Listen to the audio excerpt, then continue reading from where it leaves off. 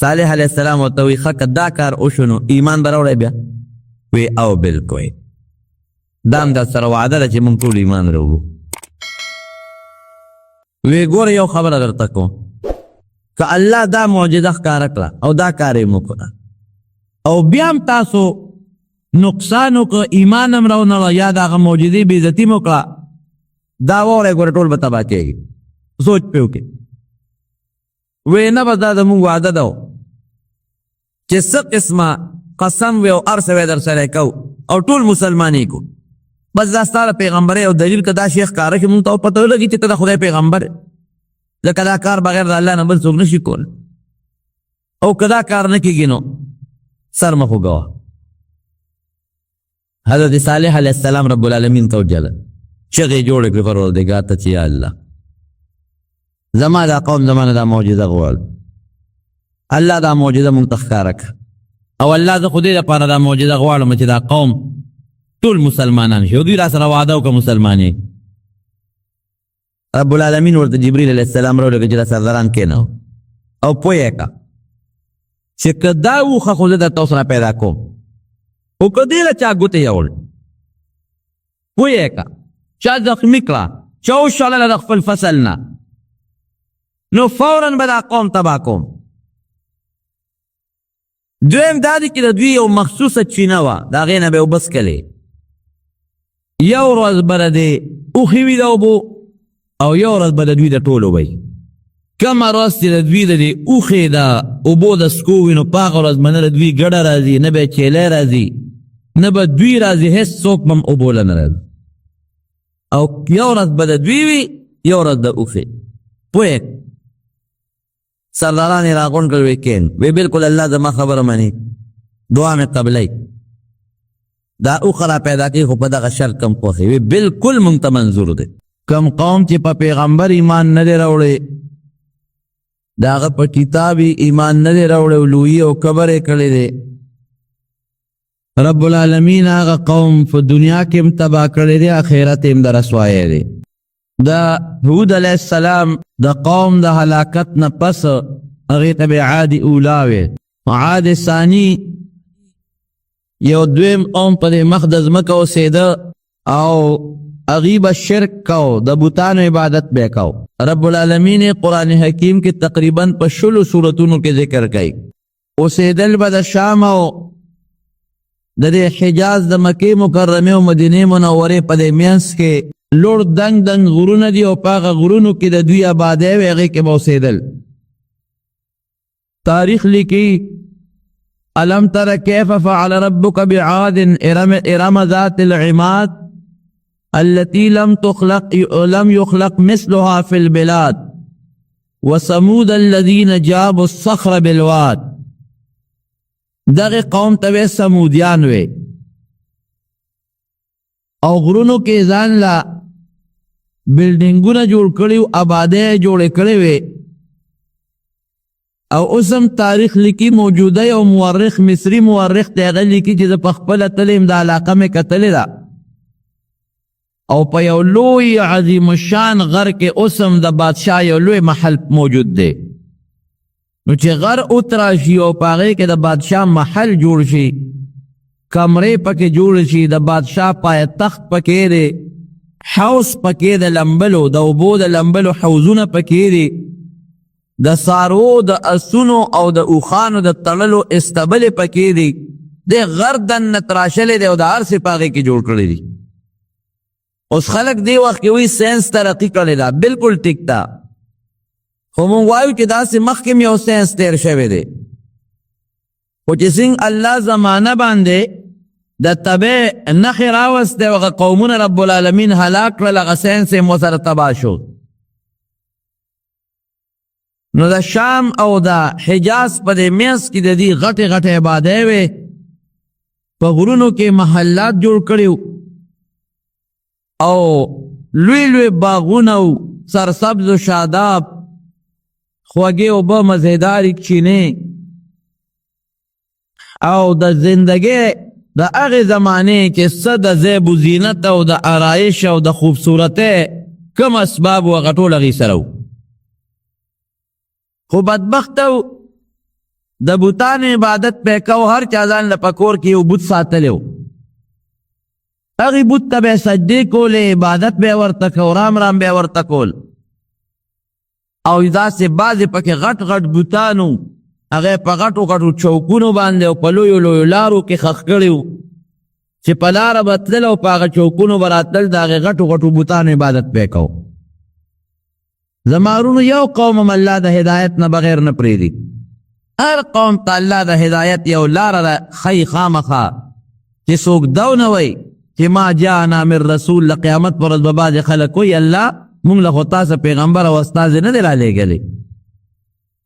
د دروغو نه به وایي یو قوم هم الله بغیر د پیغمبر نه دی پرېښی خامخا یو پیغمبر یا د پیغمبر خلیفه جانشین نائب دا هر یو قوم ته الله رالیږلی دی الله یکون للناس حجة بعد الرسل چې څوک د چا دلیل پاتې نشي چې الله پیغمبر ما ته نه دی راغلی قانون او کتاب ماله نه دی راغلی چې دا بانه د خلکو ختم شي پروردگار ورته هم د دوی د قوم نه یو سړی راولېږه حضرت صالح علیه السلام د دې د قوم نه او د قوم او د کلي سړی د کلي په ماحول ډېر ښه پوهېږي که د یو وطن سړی چاته نصیحت کوي نو هغه ته د خلکو مزاج معلومي د خلکو طبیعت ورته معلومي خلک پوهیولی شي او چې د بار نه سړی راغی نو خلک هغه ته سپک ګوري مړه دا د کوم ځای نه راغی د خپل قوم ته دلته نصیحت کوه اوس مونږ له څه لږ غوږونه خورې نو حضرت صالح علیه السلام ورته رب العالمین د دوی د قوم او د خاندان نه یو پیغمبر راولېږه هغه ورته د الله د دین نصیحتونه شروع کړل ای زما قومه د یو الله عبادت وکړئ او د الله سره شریکان مه جوړوئ الله په شرک ډېر زیات خفه کېږي ټول قرآن حکیم اول نه اخره پورې وګوره څومره غصه چې رب العالمین له په شرک ورځي چې تا الله له شریک پیدا کې دا ارس الله پیدا کړي دي دا نظام الله چلی دا موږ پیدا کړی الله یو مال دولت بچی عزت ارس موږ له رب العالمین را کړی او چې ته په هغې کې بیا هم بل څوک سره شریک لکه زه به یو مثال درکم د کور یو مشر نو که په دې مشرۍ کې ورسره خپل رور شریکېږي یا دوی ورسره شریکېږي نو دا مشر پلار دا برداشت کولی نشي برداشت کولی د کلي یو مشر دی که ده سره په دې مشرۍ کې بل څوک شریکېږي یا نشي برداشت کولی د وطن به یو بادشاهي که بل بادشاه ورسره لږ غوندې سر اوچتوي بس تم زما سره همسر جوړېږي فوراً یې ذلیل کوي غورځوي نو رب العالمین په خپله بادشاهۍ کې او په خپل طاقت کې ځان سره هېڅ شریک نه غواړي او نه پرېږدي او نه ورله شریک شته نو صالح علیه السلام ورته نصیحت شروع کړو چې د الله خاطر وکړئ الله له شرک مه کوئ ستاسو خالق ستاسو رازق ستاسو مالک هغه رب العالمین دی او په دې طاقت کې د الله سره هېڅ څوک شریک نشته قوم ورته څه وایي وایي ته څوک یې وی د الله استازی پیغمبر ستاسو د هدایت لپاره رالیږلی وی ښه موږ او تا کې څه فرق دی چې ته د الله استازی او موږ نه یو په مال رانه زیاتې په بچو رانه زیاتې ته په څه څیز زموږ نه اوچتې چې ته وایې چې د پیغمبر یم او د پیغمبر دعوه دې وکړه مال موږ سره دی غټې غټې بنګلې او بلډینګونه زمونږ دي دنیا زمونږ د آخرت به هم زمونږ دی او احادیثو کې راځي چې دوی به یو بل باندې فخر کو چې چا به ځان له یو اعلی مزیدار کور جوړ که بل به د هغې نه خشته جوړوه بل به د هغې نه خشته جوړو بل به د هغې نه خشته جوړو په آبادو په بلډینګونو کې به یو بل سره مقابلې کولې او د دې قوم نه کبرجن قوم بل نو ډېر انتهایی متکبره قوم ډېر لوی کبر و پکې ګوره د یو بل نه اوچته آبادۍ جوړول په هغې فخر کول زما آبادي ستا د هغې نښه ده بل به وایي زما دا ستا د دې نښه ده دا هم کبر شو او بل پیغمبر ته دا ویل چې ته خو زما د قوم نه ما او تا کې څه فرق دی د دې کلي اوسېدونکې زه ستا نه په مال او په دولت او په بچو او په طاقت زیات یم تا له الله پیغمبري در نه منو ده ځه چې سرې خوښه یې کوه نبی کریم صلی الله علیه وسلم ته به هم د مکې کافرو دغه څه وي چې ته خدای پیغمبر جوړ کړې ته خو یتیم یې مال دې نشته دولت دې نشته مال زمونږ دی، دولت زمونږ دی، مونږ پیغمبران نه جوړیږي او ته جوړیږي. هر پیغمبر ته چې خپل قوم پیغور ورکړی دی، ګوره د مال یې ورکړی دی، د دولت یې وله ورکړی. او دا یو لویه نشه د مارونو ګورې اوس هم د خلکو په سر کې پرته ده چې کم سړی لږ مالداري، د پیسو خاوند، د دولت خاوند دی او هغه مشرۍ ته ورسېږي د چا په بغمم دړني. او چې کم لږ غریبي او کمزوري وي او هغه لا یو منصب ملو شي، د هر چا ورته په بغمه دړ دی چې دا ولې. دا د پښتانه یو رواج را روان دی. پیغمبري خو د الله را طرف نه یو نعمت او قسم دی، ګورې که دا هم برداشت کولی شوه، خو د مارونو عزت په مال او په دولت او په بادشاه کې نه دی. فقیر د زمانې به شلیدلې سپلی به بې کس او بې څوکه به الله چې هغه له کوم مقام ورکوي دا د ډېرو نوابانو خانانو دی.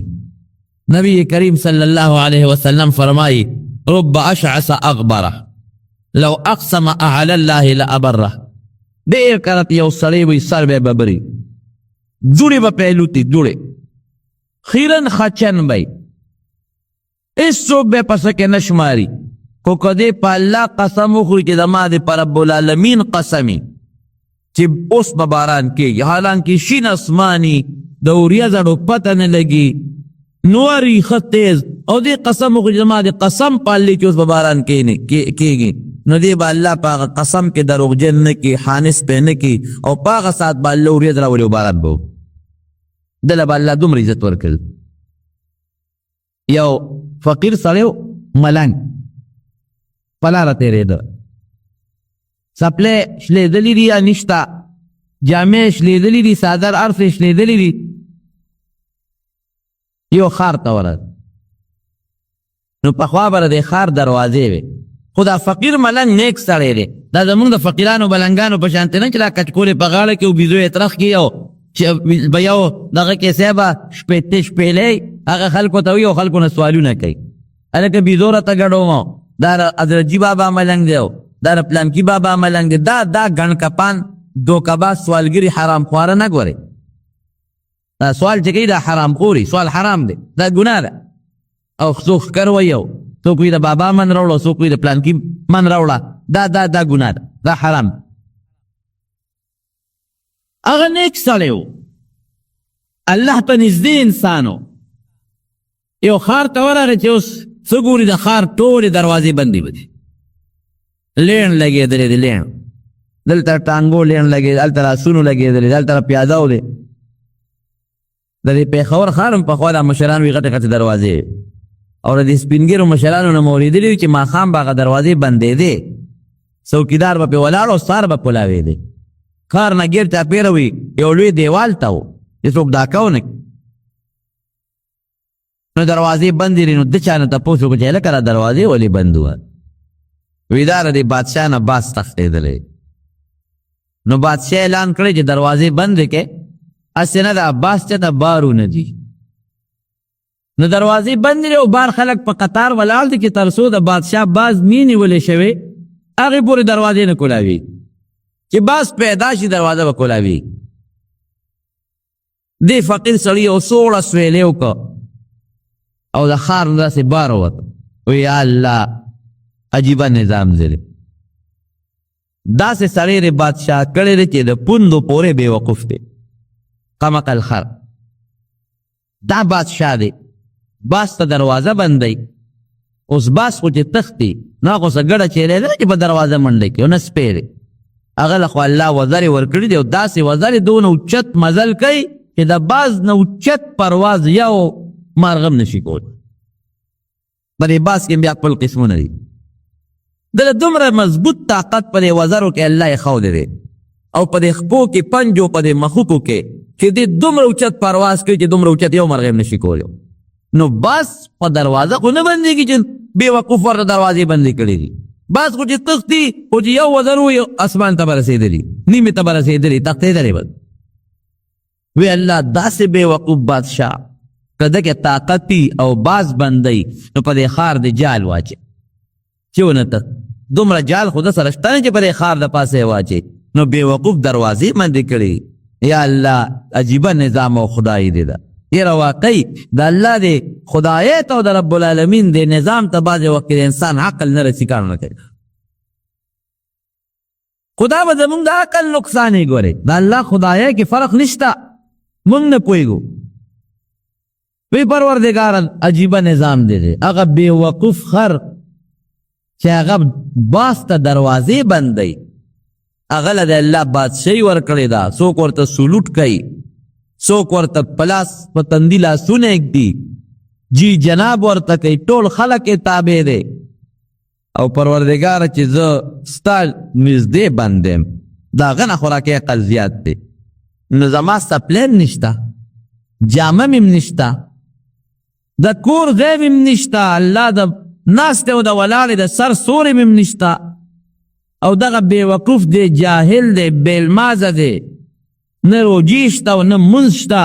او د جهان قمقل غله دې څه ورکړي دي او زه خو ستا نږدې بنده یم الله د ما له دې څه راکړي ناشنا خدای دی دا ما ته مې یو ځل یو سړی خبره کول یو خان یې یادو وی ګوره وي دا هغه دومره موټرې دی او بلا جایدادونه دی او بنګلې دی او ټکي مونځ نه کوي او موږ ټول اوس خدای پاک ته لګیا یو مونځونه کوو زمونږ پیسې ته رکنه لګ تا باندې تړی وایي دا نو دم دا وایي چې پروردګاره موږ خو دا کونډې او دا تندي ته په دا سجده کې وسولوله او نه کور شته او نه جامه شته او ته هغه نظام ته وګوره نو دی په هغه بیابان کې وده شو چې وده شو رب العالمین یې په خوب کې ولید الله سړي ته هدایت دی بنده ولې په سوچ او په پریشانۍ کې وی الله په دې پریشانۍ کې مجھے زموږ د علاقې د بادشاه ډېر سخت قمقل ده چې باز ته هم دروازې بندوي خدای هغه له غټه بادشاهي ورکړې ده مونځ نه کوي روژه نه نیسي او ډېر بدعمله دی او بېوقوف دی او خدای مونږ خو تا ته په سجدو د تندي وسولو زمونږ د سپلو ته رک نه لګي نه جامه شته نه پیدا رسم نشته عجیب ناشنا خدای دی ده رب العالمین ورته وایي چې بنده را خو اسانه خبره زما خو یو خبره چې دی وایم کن هغسې شي زه به اوس د هغه نه د هر سوالم تاله به درکړم او تا نه به د هر سوالم هغه نه به هغه د سکنډونو خبرې دي ته به اوس د هغه په ځای بادشاه شي او خلک به درته سلوټونه کوي او صاحب د دنیا غلامان او مریان او بنګلې به دي پوره به د دې ښار بادشاه شي او داسې الله کولی شي که نه شي کولی جواب راکړي نواز شریف بادشاه نو او دا چې موجوده کم صدر ده به ورته سلوټ نه کو بوټله به یې درز ورکړه او په تندي به یې د لاس کېښه هغه نواز شریف جیل ته لاړ او نن یې په خپل وطن کې ځای نشته په خپل ملک کې ځای نشته او هغه سلوټ والا راغی د هغه په کرسی کېنه تؤتي الملک من تشاء وتنزع الملک ممن تشاء قرآن حکیم کې الله فرمایي چې چا نه وغواړم بادشاهي ته والم او چې چا له وغواړم هغه له یې ورکړه وتعز من تشاء وتذل من تشاء الله چې تو غواړي چا له عزت ورکړي او چې تو غواړي چا له ذلت ورکړي نو بادشاهي عزت ذلت بادشاهي اخیستل دا د رب العالمین په اختیار کې دي دا د چا په اختیار کې نه اوس په سکندونو کې د هغه نه ارسالم او تا له درکړو او چې ستا دا کوم نعمت دی دا به هغه له ورکړه الله زما څه نعمت لا شلېدلې جامې او شلېدلې سب وی نه نه نه داسې نه ده تا پړه کې چې کوم ایمان پروت دی دا به هغه له ورکړو تا دا جامه به مغه له ورکوم تا دا شلېدلې پیزار به مغه له ورکوم ستا پړه کې چې ما سره کومه مینه دا به مغه له ورکوم ته چې کوم عبادت کې او کوم منځ کې او ما سره د کوم محبت دی دا تا دا ټول د ایمان او د عمل او د غریبي او فقیر ټول به هغه له ورکوم د هغه هغه بادشاهي او هغه بېوقوفتوب او د هغه هغه نه عبادت ټول خو د هغه چې سړي تاله او ستا هغه له څنګه دی خوښه ده وایو د سکنډونو پیسې دي وی نه رب العالمین زما پړه کې چې کوم ایمان پروت دی او زما پړه کې کومه تا سره مینه او محبت پروت دی دا خو لا یو بادشاهي ده چې د ټولې دنیا په بادشاهي هم نه ورکوم دا حقیقت تیرونو که نه که زمونږ د امریکې بادشاهي ویسې خپلو کې سوچ کوو د امریکې او د بش غوندې ایمان زمونږ وې د بش چې هغه کې مسلماني نشته ایمان پکې نشته نو دا به مو خوښه وه چرم نه چرم نه که د روس بادشاه وی او خدای دې نه منه د چین بادشاه وی او الله دې نه منه هغه ښه وه او که دا د جوار او د غنمو ډوډۍ کې د الله ایمان پکې دی دا خوند کوي دا خو د دنیا نظام دی یو 2 میاشتې به یو 3 میاشتې یو کال به یو 10 کاله به یو 15 کاله عمر یې که 10 کاله عمر یې که ختم د هغې خلکو خو آخرت تباه دی الحمدلله زمونږ خو آخرت شته که نه د هغې خلکو په الله ایمان نشته زمونږ په الله ایمان دی د هغې خلکو په پیغمبر علیه السلام ایمان نشته زمونږ په ایمان دی د بش ایمان نشته د هغه څه ایمان دی د هغه دغه ایمان دی چې عیسی علیه السلام د خدای زوی دی مریم بی بی د خدای ښځه ده عیاذا بالله. زمون خو دغه ایمان نشته، مونږ خو وایو دا ټول د الله مخلوق دی، د الله بندگان دي، نه الله له زوی شته او نه وله ښځه شته. وی نه الله دا مې نه دي فکر. نو جناب دا پیغور اوس هم بعضې خلک د فلانکي مال دی، د فلانکي دولت دی، فلانکي سره دا شی دی. ای اخي مړه دنیا هم ښه ده آخرت به هم ښي. زمونږ دنیا هم خرابه، دا دنیا خرابوالی مونږ دې ته وایو چې پیسه ورسره ني. نه شکر دی زمونږ دنیا ښه ده، مونږ مسلمانان یو. شکر دی دنیا هم ښه ده، مونږ په پیغمبر ایمان دی. شکر دی دنیا هم ښه ده، رب العالمین ته سجده لګو. شکر دی دنیا هم ښه ده، د الله زمونږ خوښ دی، په دې غله کې مو سره ښه مینه ده، او چې الله سره مینه ده انشاءالله د رب العالمین مونږ سره مینه شته ده. نو صالح علیه السلام ته دې قوم دا پیغور ورکاو چې که ته پیغمبر وې مال به دې ډېر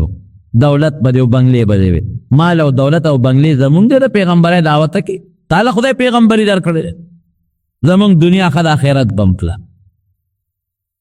خیر ده ورته نصیحت به کوو، هغوی به نصیحت نه منه. څه لږ کسان د صالح علیه السلام په خولې باندې ته 50-50 کسان یا بعض روایتو کې څه 1.5 سل راځي، دا الله پاک مسلمانان کړ او باقي ټول کافران. عموما چې کله به د دوی د اختر میله و قوم به راجمع شو، صالح علیه السلام به راغی قوم ته بولېده ای زما قوم د الله د قهر او د غضب نه م یروم، زما در باندې څه خو ګوره یو الله ومنئ او د بوتانو د عبادت پرېږدئ. هغوی به ورته بیا فأتنا بما تعدنا، زه مړه خو چې پسم عذاب هم یری راوله، چې کوم عذاب دې خوښي را باندې راوله نه دې من. یو ځل یې ټول سرداران را جمع کړل د خپل قوم یو میدان کې، تاسو کښېنئ خبره. وی ګوره داسې کار دی چې زه ستاسو خیر خوایم او د الله د قهر او د غضب نه م یروم. مهرباني وکړئ د بوتانو عبادت پرېږدئ او په مې ایمان راوړئ. د قوم هغه سرداران ورته وایي ښه ایمان در باندې راوړو، خو په یو شی یو کار که کې ټول مسلمانې، او هغه دا دی چې یو نښه یو معجزه راته ښکاره کړي، خو داسې معجزه چې زمونږ درته ووایو هغسې. که دغه معجزه دې راته ښکاره کړه نو موږ ټول ایمان راوړو، او که دا معجزه دې ښکاره نه کړه نه راځو. غټ سرداران ناست وي څه معجزه غواړو؟ وایي موږ دا غواړو چې دا مخامخ غر وشلېږي او د هغې نه یو اوښه راوځي او بلار به اوښی او هغه زمونږ په سترګو په مخ کې لنګه شي او دومره پیوي په هغې کې چې زمونږ د ټول قوم د اوبو او د خوراک ګزاره پې کېږي. ظالم بچو سم سوچ کړی، اوښه خو د اوښې نه پیدا کېږي، د غر نه کوم ځای پیدا کېږي. دی نه وي چې دا اوښې او بچې غټ شي او پی پکې پیدا شي، نه دی چې د دې غر نه را غر اوښلېږي او د دې نه روځي او مونږ ورته ګورو روځي. صالح علیه السلام ورته وایي ښه که دا کار وشو نو ایمان به راوړی بیا؟ وی او بلکل دا هم در سره وعده ده چې مونږ ټول ایمان راوړو. وی ګوره یو خبره درته کوم، که الله دا معجزه ښکاره کړه او دا کار یې وکړه او بیا هم تاسو نقصان وکړه، ایمان هم راونه یا د هغه معجزې بېعزتي مو کړه، دا واورئ ګوره ټول به تباه کېږي. سوچ پې وکړئ. وی نه بس دا زمونږ وعده ده چې څه قسمه قسم وی او هر څه وی در سره کوو او ټول مسلمانې کو، بس دا ستا د پیغمبرۍ او دلیل که دا شی ښکاره شي مونږ ته پته ولګي چې ته د خدای پیغمبر یې، ځکه دا کار بغیر د الله نه بل څوک نشي کولی، او که دا کار نه کېږي نو سر مه خوږوه. حضرت صالح علیه السلام رب العالمین ته وجله چغې جوړې کړې پروردګار ته چې یا الله زما دا قوم زما نه دا معجزه غواړي، الله دا معجزه مونږ ته ښکاره کړه، او الله زه خو دې دپاره دا معجزه غواړم چې دا قوم ټول مسلمانان شي او دوی را سره وعده وکړه مسلمانې. رب العالمین ورته جبریل علیه السلام راولېږه چې دا سرداران کېنو او پوه یې کړه چې که دا اوښه خو زه درته اوس را پیدا کوم، خو که دې له چا ګوتې یوړې پوه یې کړه چا زخمي کړه چا وشړله د خپل فصل نه، نو فوراً به دا قوم تباه کوم. دویم دا دی چې د دوی یو مخصوصه چینه وه، د هغې نه به یې اوبه څکلې، یو ورځ به د دې اوښې وي د اوبو او یو ورځ به د دوی د ټولو وی. کومه ورځ چې د دوی د دې اوښې د اوبو د څکو وي نو په هغه ورځ به نه د دوی ګډه راځي نه به یې چیلی راځي نه به دوی راځي هېڅ څوک به هم اوبو له نه راځي او یو ورځ به د دوی وي یو ورځ د اوښې پوهې سرداران یې راغونډ کړل وی کین وی بلکل الله زما خبره مني دعا مې قبلوي دا اوښه را پیدا کوي خو په دغه شرط کم خوښوي وی بلکل مونږ ته منظور دی مفسرین لیکي احادیثو کې راځي چې مخامخ غر باندې زلزله غوندې راله وړقېد دې ټولو سردارانو ورته په خپلو سترګو کتل او چې وړقېده نو داسې اواز یې وکړ لکه اوښه چې لنګېږي او اواز کوي او اوچاوده هغه غر او د هغې نه اوښه راووته دوی ورته کتل مخامخ بلار به اوښه وه ښه غټه سربه د دوی مخکې د هغې بچی پیدا شو صالح علیه السلام د پړي نه ونیوله او د قوم سردارانو چې څومره د قوم مشرانو ټول ولاړو وی ها دا واخلی دا د الله معجزه دا بغیر د الله نه بل څوک کولی شي نشي کولی او چې زما په دعا الله دا هر څه وکړل دا زما معجزه معجزه ویم دې ته چې د پیغمبر د لاس نه داسې یو کار ښکاره شي چې هغه د عام عادت او د عقل خلاف د عقل خلاف د عام عادت خلاف دا یو لویه نښه رب العالمین ما ته راکړه اوس ایمان راوړی که نه راوړی نو د قوم بعضې سرداران هغې ایمان راوړو مسلمانان بعضو یې مونږ خپلو ملګرو سره مشوره کړه چا وی یاره دا خو جادوګر دی جادوی را باندې و اوښې څه موده د اوښې ډېر قدر کوو یو بل ته به یې ګورې پام کوئ چې اوښې له ګوتې ونیسئ پر زړه کې خو پوه و چې دا د الله معجزه ده پیغمبر معجزه ده اوښه کې اوښه څنګه اوښه وه اوښه کې د هر یو قسم رنګ و پکې رنګ ښایسته مزینه مزیدار تور سپین شین زیړ بعضې دغه یې که نه دغه د تاسو وګورئ د طاووس ته چې هغه وزر اوچتې کې څومره ښایسته مزیدار ښکاري یا د پړانګ تاسو لیدلې د هغه سرمن څومره مزیداره برګه بروګه ښایسته ښکلې ښکاري نو الله تعالی په دې اوښه کې مختلف قسمه رنګونه پیدا کړ دومره ډولې اوښه چې په مخ د ځمکه دومره ډولې څاروي کرته نو ځکه د الله په قدرت پیدا شوي یو ورځ به راتله په د چینې اوبه به اخیستل چې په چینه به یې خوله کېښوده غټه سربه اوښه وه ټولې اوبه به یې وڅښې بچي به یې ټولې اوبه وڅښې دوی ته به اوبه نه پاتې کېدې او بله ورځ به رب العالمین هغوی له اوبه ورکولې داسې به نه وه چې د هغوی اوبه به نه وې نه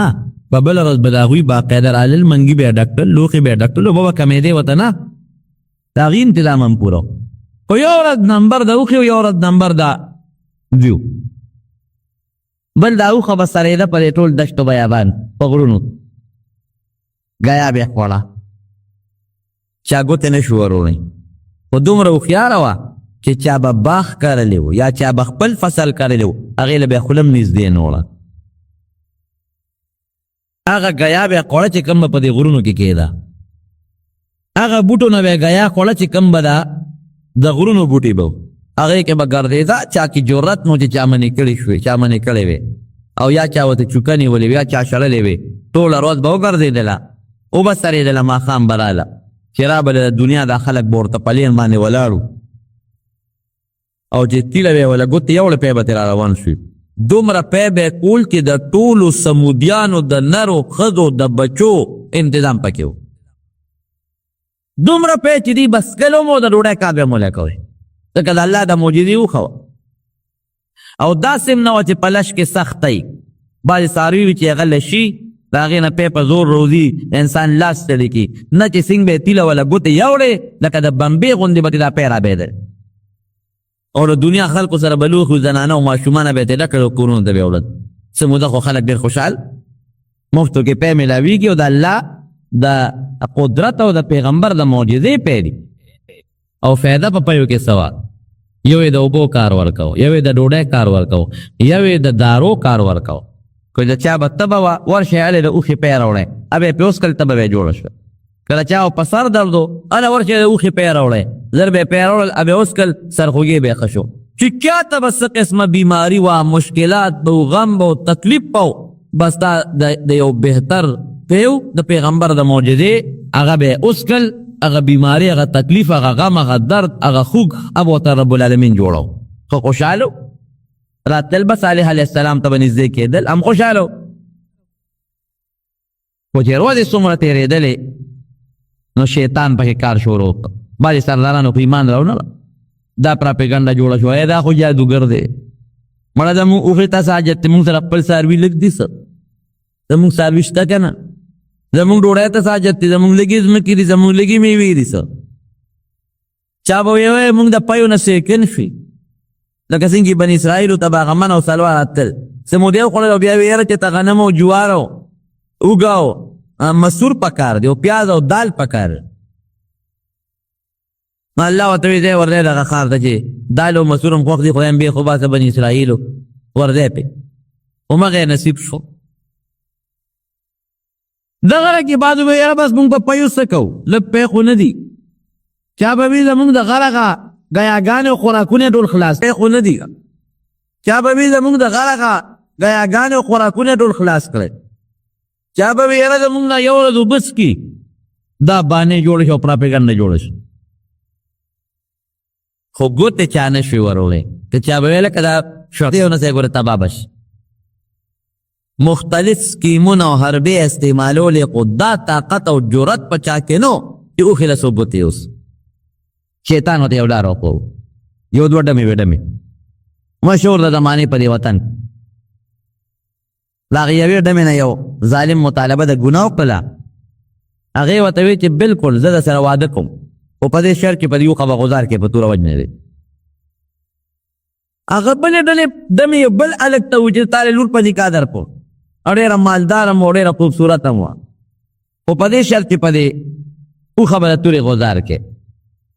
بس د نفساني خواهش د وجې نه هغه دوه کسان تیار شو دقه نور خلک هم ورسره تیار وي موږ د سره شاته ولاړ یو غزار به تاسو کوئ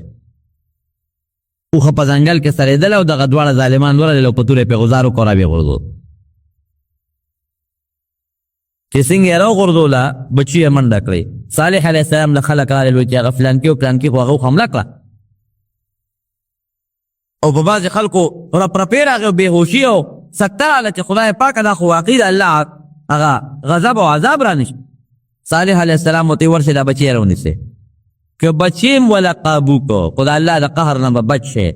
او که بچی وله قابو نه که نو عذاب د باندې راځي دوی مخکې بچی ته مخکې ورپسې ورپسې ورپسې اقا غر ته هغه بچی ورورسېد او اقا غر ورته وشلېد او واپس پکې بچی ورننوت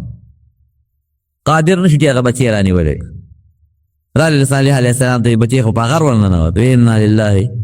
و انا الیه راجعون لا حول ولا قوة الا بالله بس ملګرو ته یې ځای چې د دې وطن نه سفر کوي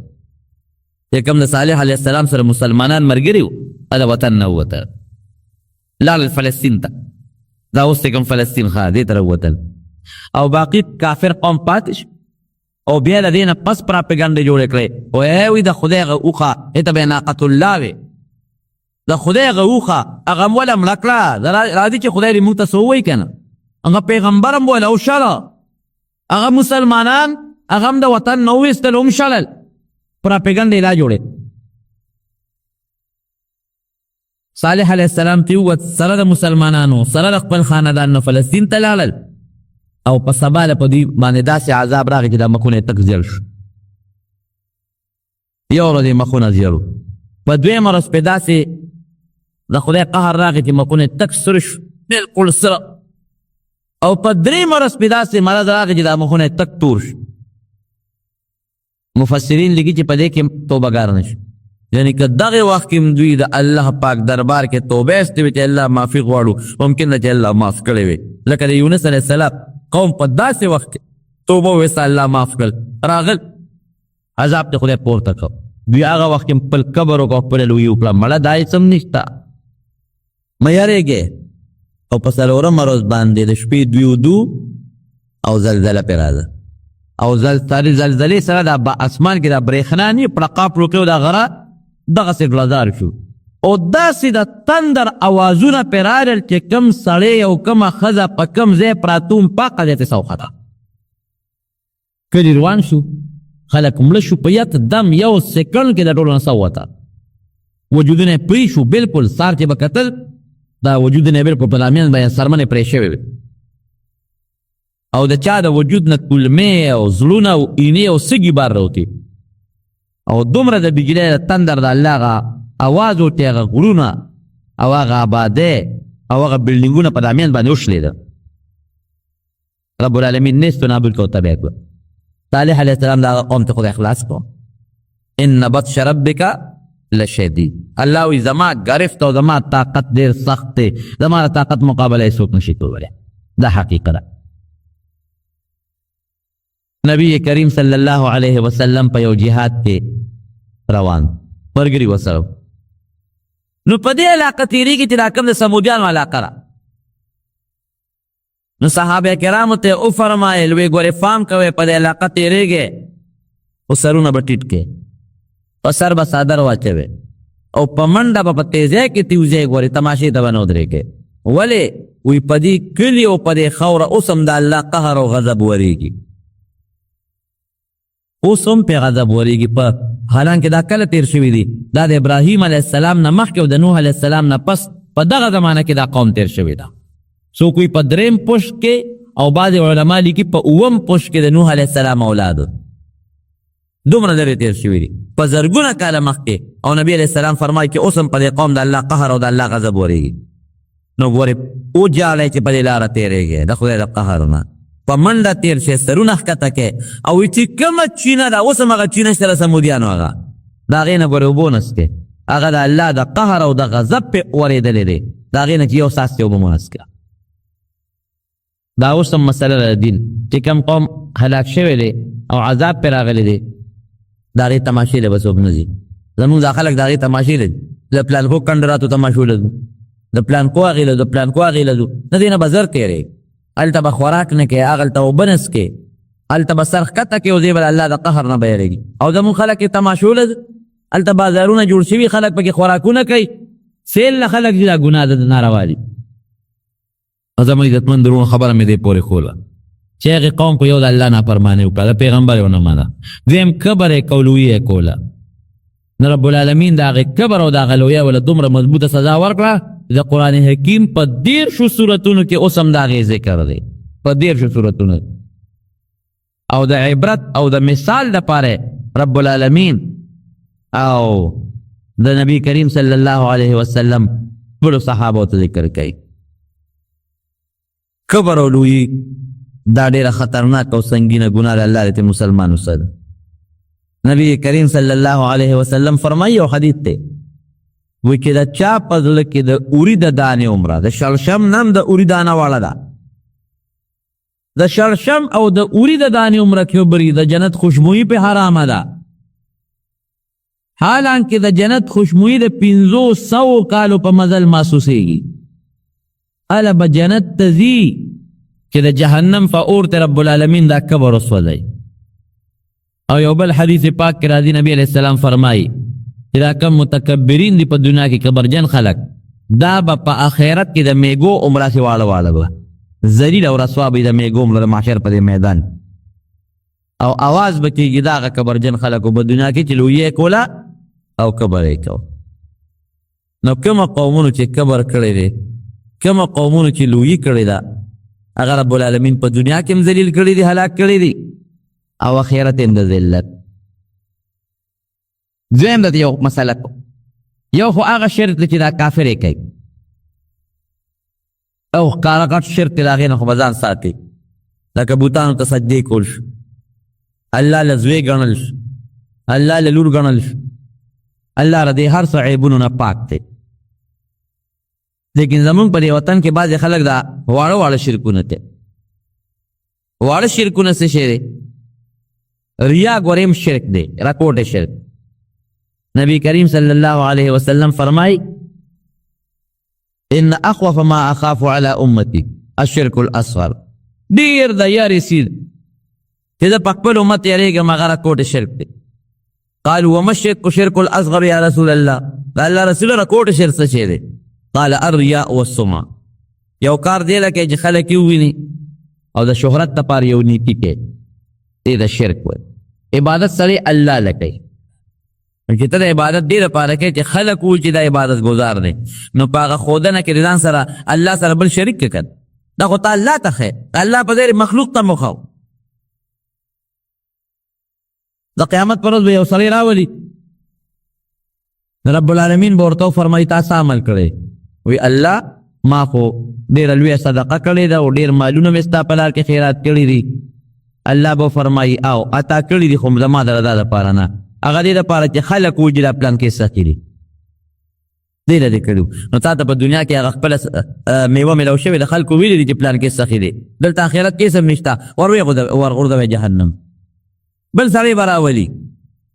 تاسو کړي دي الله ما جهاد کړی دی بلا جهادونو بلا کافر مې وجلی دي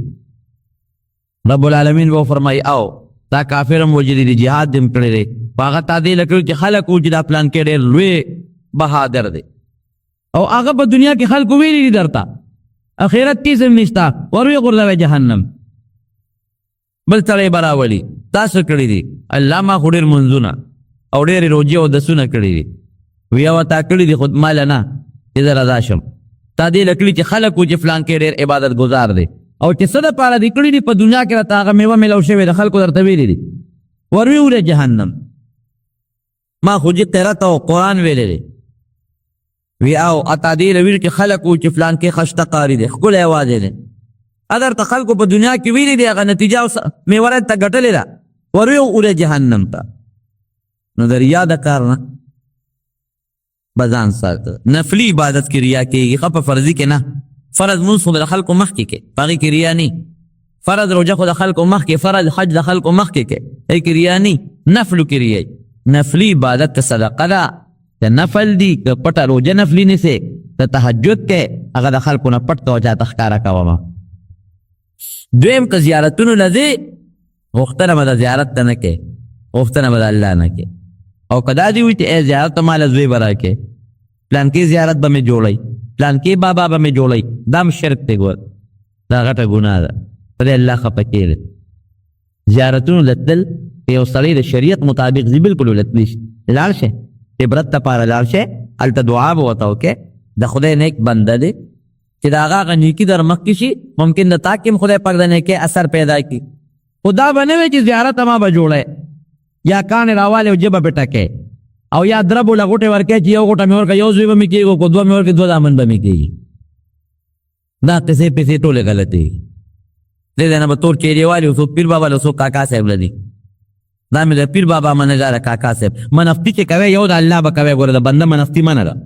منښت عبادت د الله په کار دی د بنده نه د الله په نوم خیراتو کا ثواب کې پیر بابا ته بخې که کاکا صاحب ته بخې او بخور که نورو مړو ته بخې ثواب ته بخلی شي منښت به د الله په نوم کې ذبح او څاروي به د الله په نوم حلالی غوښتنه به د رب العالمین نه کې جوړونکې بچې ورکوونکې او عزت ورکوونکې مال ورکوونکې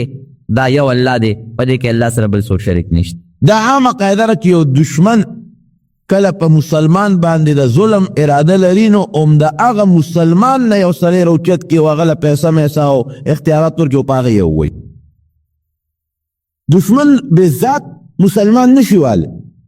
دشمن که مسلمان وي د مسلمانانو کې یو ولا پیدا کړي او منافق لا پیدا کړي هغه منافق باندې دا مسلمان وي دا عامه قاعده ده پخوا د زمانې دا قصه را روانه ده نو فرعون بني اسرائیلو باندې خو به ظلمونه کول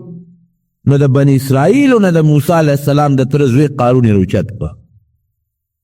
وی ته د قوم سړی او بس ته لګیا اوسه او د بني اسرائیلو کې کار کوه هغې د بني اسرائیلو نګران مقرر کړی هغه پې ډېر انتهایي ظلمونه کول بادشاه ته به یې لېږل ډلې ډلې مقرر کړی وي چې تاسو به د بادشاه خدمتونه کوئ څوک به لښتي صفا کوئ څوک به وله متیازې غورځوئ څوک به وله زمیندارۍ کوئ څوک به وله ګیډي راوړی خشاکونه به وله راوړی څوک به لارې کوڅې وله جوړوئ ښځې به یې د هغوی د کورونو خدمتونه کوئ دې دا قارون په دې مقرر او مال او دولت دومره د سره و چې په احادیثو کې راځي بلکې قرآن حکیم کې الله فرمایي چې دومره دولت ورسره و چې د کنجانې د جرندو به یو لویه ډلې په چې کتبتنو کنجانې به په یو مضبوطې ډلې ځان سره په اوږو باندې او په سر وګرځولې دا کنجانې خو نه وي لکه زموږ دا اوسنۍ کنجانې چې کومې دي دومره دولت وسه لویه ډله هغه صرف په دې مقرر وه چې د قارون د خزانو کنجانې به ګرځوې هغې به چابیانې ګرځولې چې کله خدای پاک فرعون غرق او بني اسرائیل اوتل دې مو سره لاړ خو دې خو منافق هماغه د زړه نه بغض د موسی علیه السلام سره پورې او په دې هم خپه و چې زه مالداره م یم زما دولت هم شته زه مشر م یم او ځکه موسی علیه السلام نه خدای پاک پیغمبري ورکړه نو د موسی علیه السلام دا ورور د هارون ولې پیغمبر دی هارون علیه السلام پکار دا و چې د ده په ځای باندې زه پیغمبر شوی دیم یو بغض او حسد د موسی علیه السلام سره چې دا کشر راغی او د پیغمبري ملو شو او بیا د خپل نور پیغمبر کو زیره تر زویم او مال ما سره دولت ما سره مال نبوت رانه کدا والی الانکه دا نبوت دا له خپل اختیاري شي نه دا الله خو الله يعلم حيث يجعل رسالته الله قرآن کې فرمایي هغه ځای ما ته معلوم دی چې کوم ځای کې د پیغمبري ولچوم یو زمیندار دی په ځمکه کې کار کوي نو هغه په خوره ځمکه کې چرم کار نه کوي هغه تخم خوري هغه ځمکه کې کار کوي چې هغه جوړه ځمکه وي خوږه ځمکه وي بیا نور هم پاکه او جوړه کړي د هغې نه پس پکې غنم کوي یعنې په دې دش بیابان قیمتي ځمکه ده سړک په غاړه ځمکه ده او د مرلو ځمکه ده خو یاره دا که میدان یې نو چا پکې غنم ونه کرل دا څوک نه دی چې دا ځمکه قیمتي ده دې کې غنم کرو نه هغه ځمکه کې قیمت ته څوک ځمکې نه ګورو دا پېښور کې مې 10 برلې یا 15 برلې پلاټ واخېست او دا خو ډېر قیمتي به 15 شپږ لکه وشو دوی کې به غنم کرم ای کې څوک غنم نه کري قیمت یې زیات دی خو د غنمو قابله نه ده دغه رنګ یو سړی مالدار دی یو زمیندار سړی هغه ځای کې غنم کوي چې هغه ته پته ده چې دا غنم زرغونی رب العالمین به پیغمبري غوندې لوی نعمت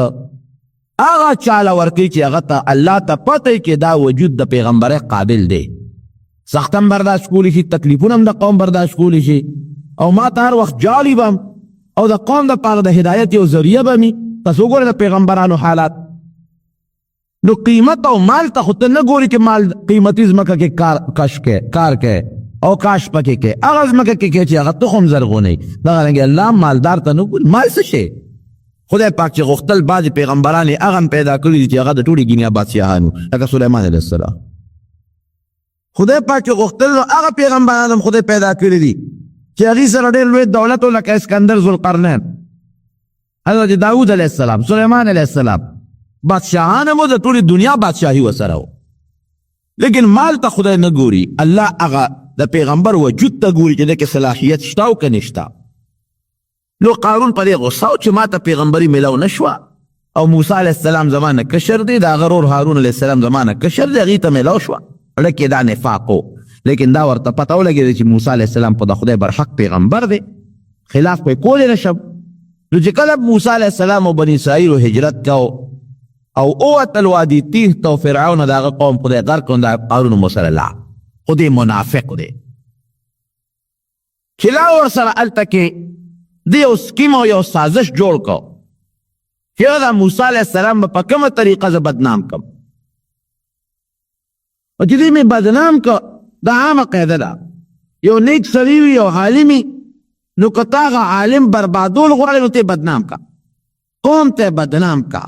جامع ګنده که پلیته کا نو چې کم زرګونه یا لکونه یا سوونه خلک د هغه تابعدار دي بس هغه به په یو ساتلی شي لکه خلک خو یو نیک سړي پسې روان دي خو د هغه د نیکۍ د وجې نه روان او چې تا دې ته خبره جوړه کړه چې د هغه نیکي دې برباده کړله او خلکو ته ثابته کړه چې دا خو یو نیک سړی نه دی دا خو یو ګنده سړی دی نو مسلمانان خو نیک سړي پسې د نیکۍ د وجې نه بیا د چا کار سره چې دغه نیک سړي پسې ځه نو قارون په دې سوچ کې لګېدلو چې دا موسی علیه السلام به زه کله دا قوم به ترې واړوم او دا خلک به ترې واړو او په کومه طریقه به زه دا موسی علیه السلام بدنام کم پیسه خو ورسره وه نو یو سکیم یې جوړ کړو یو سازش یې جوړ او د کبر هم ډېر زیات و دته به د خپل قوم بعضې کسان وویل چې ګوره مونږ خو موسی علیه السلام پیغمبر دی مونږ خو د هغه ډېر عزت کوو احترام یې کوو ته د هغه مخکې هم ګورې داسې ډېر د کبر خبرې کوې لا تفرح ان الله لا يحب الفرحين کبر مه کوه په دې مال باندې ګور د خدای پاک ګورې کبرجن خلک نه خوا او دا حقیقت هم دی رونو خدای دې مونږ کې عجزي پیدا کړي الله فرمایي الکبریا ردائي وی دا لوی زما صادر دی او زه خپل صادر کې ګورې ځان سره بل څوک نه پرېږدم یو انسان کبر کوي نو خدای پاک هغه له خامخا ذلت ورکوي لږ غوندې خو به یو پوټي لوی استعمال کړي فرعون ته وګور کبر یو کوي انا ربکم الاعلی خدای غرق کو هغه رنګ ورپسې هغه حامان ته وګوره، هغه شداد ته ورپسې وګوره. دغه رنګ اوس د موسی د نبي علیه السلام دشمنانو ابو جهل ته وګوره، څومره کبر ابو جهل شروع کړی. عتبه ته وګوره او شیبه ته وګوره، دا د پیغمبر علیه السلام دشمنانو، کبرجنو، ځان ته یې لوی وی او مسلمانانو ته یې ذلیله نسبت باندې کتل. خدای پاک هغه مسلمانان دومره عزتمن کړل چې تر ننه پورې د یو ادنا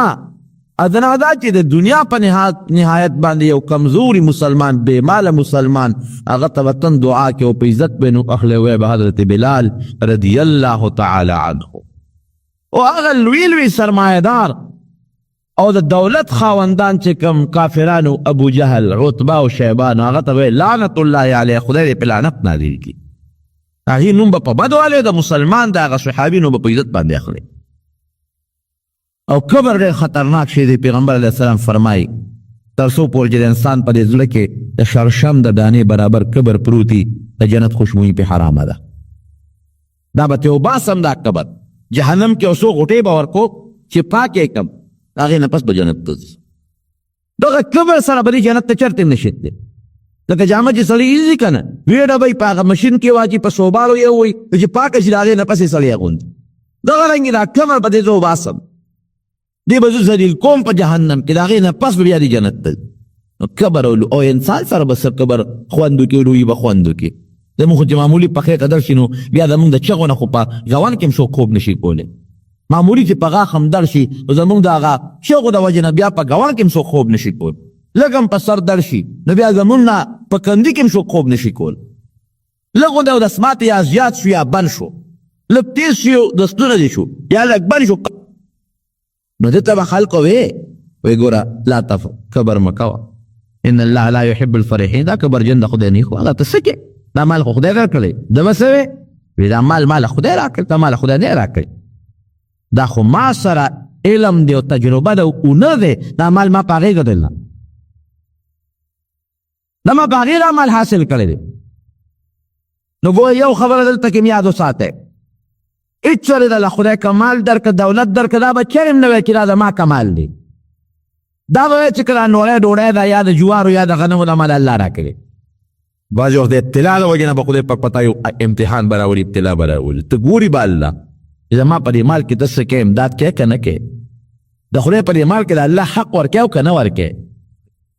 نو قارون جناب کبر وکړه، لکه دغه دوه کسانو چې کبر وکړه، دا مال خو ما ته وایي خدای درکړه، وایي نه مال خدای نه راکړه، ما په خپله پیدا کړی دی، کسب مې کړی دی، ګټه مې کړې ده. لکه انسان ته ګوره، د انسان ګټې ته وګوره، ته بس یې او ستا ګټه بس وي. ډېر مالدارانو ولیدل چې مال یې برباد شو. راغی اوس موسی علیه السلام دی خو منافقه، کافر نه به ځان وساتې، خو د منافق نه ځان نشي ساتلی. یا د اسلام په جامه کې د اسلام دشمني، دې ته منافق وایي. یو ښځه یو لمسوله و، هغې ته یې داسې چل به وکړي چې ته په موسی علیه السلام الزام ولګې چې ما سره څه ناجایز کار کړی، دومره دولت به دله درکړم.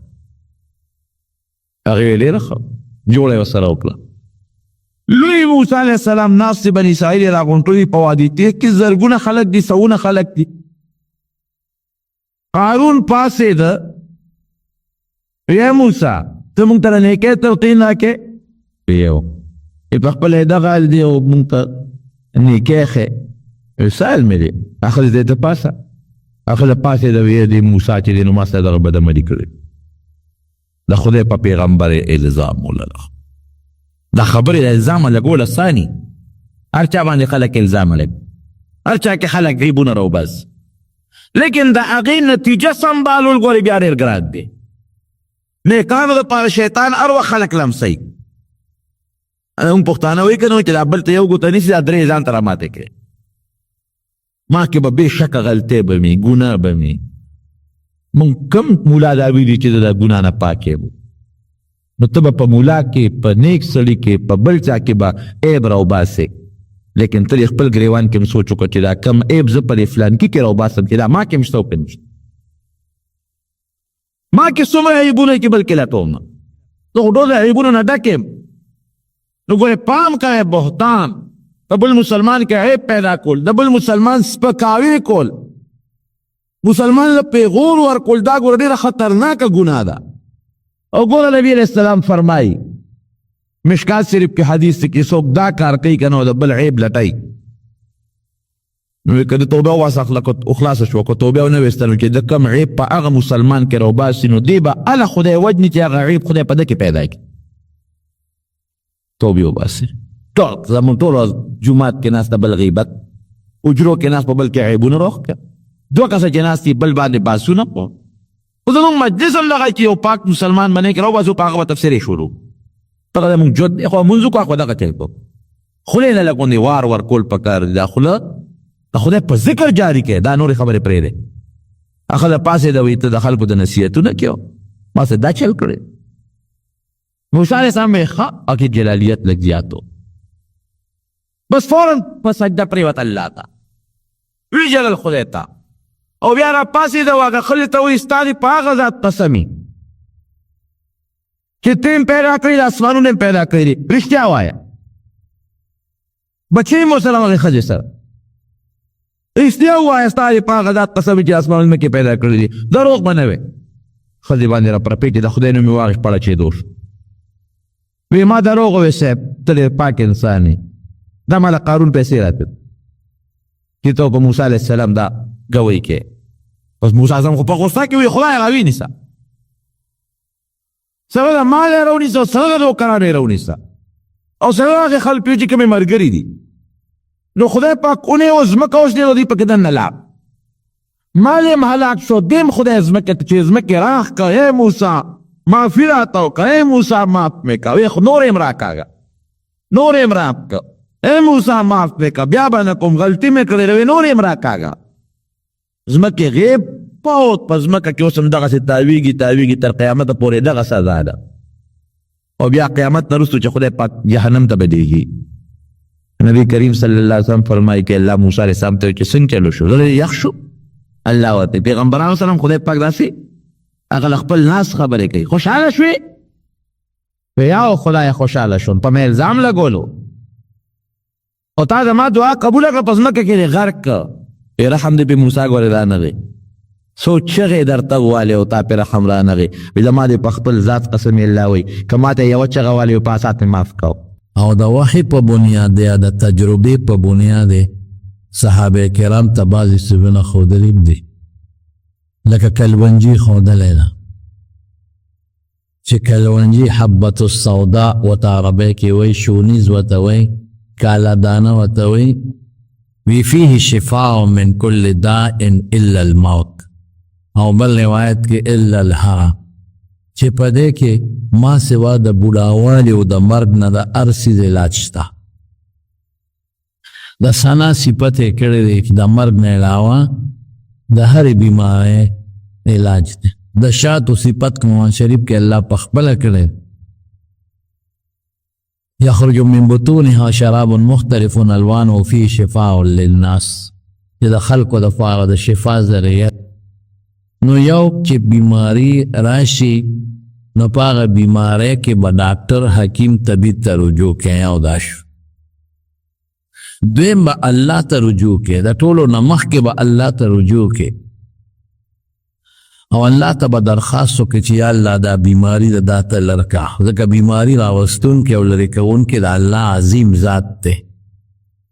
اسباب ولا پیدا کړي خو د الله عظیم ذات یې لرې کوي او د الله ذات یې راولي نو الله ته خو د ټولو نه مخکې رجوع پکار ده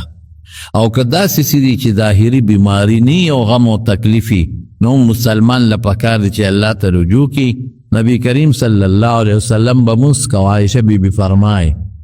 کان رسول الله صلی الله علیه وسلم اذا حزبه امر فزع الى الصلاه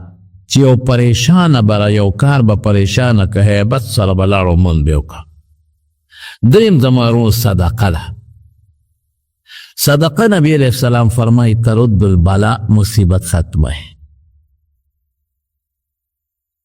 یو لوی عالم دی هغه لیکلی دی علامه تنوخی رحمت الله علیه د هغه یو کتاب د نشوار المحاضره په هغې کې وی یو ښځه او د هغې زوی چې ترک شوی او غیب شوی پته یې نه لګېد او یو زوی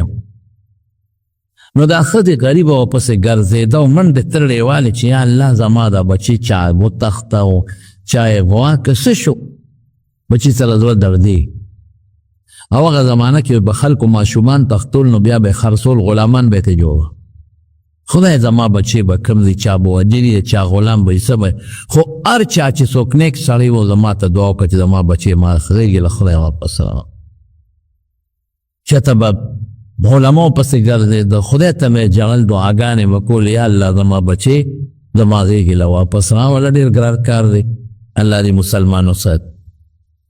نو یو ځل دا کور کې ناسته و روټۍ ته او یو ملنګ یو فقیر په دروازه آواز وکړه خیر راوړی د خدای په نوم الله مو بخښه دې فورا یو دوه روټۍ یا روټۍ هر څومره چې و ترکاري ښه د عزت په شکل واغېسته او هغه ملنګ یا فقیر یا سوالګر اسو چې وغلی یې ورکړه او ورته یې ویې دا واله د خدای په نوم دې اواز وکړه خو زما بچي زما نه چې ته غیب شوی دی پته یې نه لګي ډېر کوشش مې وکړه الله ته سوال وکړه چې ما له خدای خپل بچی واپس راوړه وی جواب هغه وی ښه فقیر الله چې فقیر الله دا کور ته راغله څه موده پس یې خدای غزوې پیدا کړ زوی یې راغی ولې دعا هم خدای پاک قبلی او چې کومه دعا کې اخلاصي هغه بیا الله خامخا قبلی خو د دعا د قبلېدو ګورې شکلونه دي دا نه چې تاسو غوښتل خدای هغه درکړي کله چې تاسو غوښتل همغه به درکړي خو څه موده پس پیدا کړي کله به هغې کې ستا خیر نه د هغې نه ښه شی به درکړي کله به د هغې په ذریعه د نه ګناه لرې کړي کله به یې د آخرت له وساتي الله ستا په خیر د ما ستا په خیر او شر پوهېږي موږ نه پوهېږي او بل غایب مسلمان چې چاله دعا کوي غایبانه نو رسول الله مبارک فرمایي دا دعا هم خدای پاک قبله زوی یې راغی مور ورته ډېره زیاته خوشحاله ویې بچې ستا کوم ځای وي خیر زوی ورته خپل ټولې قصې وکړې با مورې دا ځای ته لاړم دا مې وکړل دا تکلیف دا سخته دا راته د خپل سفره قصې یې ورته وې وی مور یو ځل یو ځنګل کې یو ناشنا قصه درته وکړم یو ځنګل کې بس پېښ شو را باندې لاړمه وی هغه ځنګل کې زه ولاړم چې یو زمری را باندې راخطا شو وی چې زمری څنګه راخطا شو مې چې خدای دې بلا سره بس وکړم وی زه په ځمکه سملاستم چې که دا زمری نیغ تېر شو کته او زه ترې بچ شم او دې داسې غړندېږي وی چې ما ته رانږدې شو د زمري بس زما د دې خېفې د پاسه راټوپ کوم نو یو سړی ورته مخې ته شو زمري یې د دې مرۍ نه کلک ونیو په هوا کې ونیو او دا زمري یې داسې د مرۍ نه ونیو دیکې یې ورکړه چې اخوا یې شغال کو زمري شت والې او برلار یې وکړه وتښتېد او دې سړي اواز وکړه چې لقمتن بلقمتن ننوړی بدل پنوړی دا آواز یې وکړه مورې بس مړو ما چیر پار کړی وی خو څوک سړی و غیب شو بیا ما بیا هم نه لیده بس زمري یې ونیوه د مرۍ نه او په ټوپ کې ونیوه په راکوب کې او فی شغال او دا آواز یې وکړه چې لقمتن بلقمتن د نوړی بدل پنوړی مور ورته بچې تا ته یاد ده چې دا کومه ورځ به وي او مورې ما ته یاد ده پلانکي ورځ وه یا د جمعې یا د خالي یا د اتوار او پلانکی میاشت شوه او ټیم کوم وایي پلانکی ټیم الله اکبر مور ډېره خوراک خوشحاله شوه ای بچې هم دقه ټیم یو فقیر راغی او ما هغه له نوړی ډوډۍ ورکړه دقه ټیم دا کوم ټیم ته یاد دی دې ټیم کې هغه آواز وکړه د خدای په نوم نو ما یې نوړی راواخېسته روټۍ مې راواخېسته او فقیر له مې ورکړه او فقیر هلته د تغیږي سره یې آواز هم وکړه چې لقمتن بلقمتن ستا مور هلته نوړی د خدای په نوم ورکړه د الله په نوم یې نوړی ورکړه نو نن الله پاک د هغې بدل خلاص که تم نن د شر مخ نوړی وې نو خدای د شر مخ د نوړی نه وساتلې د هغې لقمې نوړی بدل خدای په لقمه کې بدل که صدقه ناشنا شی چې رسول الله مبارک فرمایي ترد البلا مصیبت ختمی او مونږ بیا هم ورته رستو رستو کېږو صدقو ته چې کلم تکلیف راغی زما مولوي صاحب خدای پاک دې په قبر انوار نازل کړي مولانا شهزاده صاحب رحمت الله علیه هغه چې به مونږ ناجوړه شو لږ به وکړی خو مونږ ته به وی بچي یو دم کوی او یو ډاکټر نه علاج هم کوی او صدقه لږه ورکوی صدقه لږ بهترین شی وینه دې توی کړه او چرګ دی حلال که ګډ دی حلال که وستې کېږي غوایي دی حلال که وینه یې توی کړه غوښه دې په غریبانانو مسکینانو خپلو خپلوانو پار چا تقسیم په دې کې د مالدار او د غریب خبره هم نشته ویل الله په نو دا کار به وکړو ته ګوره چې الله ټک پک بدل خلاصوي که نه خلاص او صدقې ته نه شي مونږ د بچو د حفاظت دپاره څه نه کوو څونه پیسې لګو کورونه جوړو په دیوالونو باندې هغه اوسپنې لګو چې څوک تاوان ونه رسوي جامې جوړې واسکټ سویټر د اوړي جمې څونه چې مونږ وایو چې زموږ دا بچي محفوظ شي د مال د حفاظت دپاره مونږ څه نه کوو څونه پیسې لګو د خپل ځان د حفاظت دپاره مونږ څومره پیسې لګو ډېرې زیاتې لګو او د ټولو نه بهترین د حفاظت شي صدقه دغه مونږ نه کوو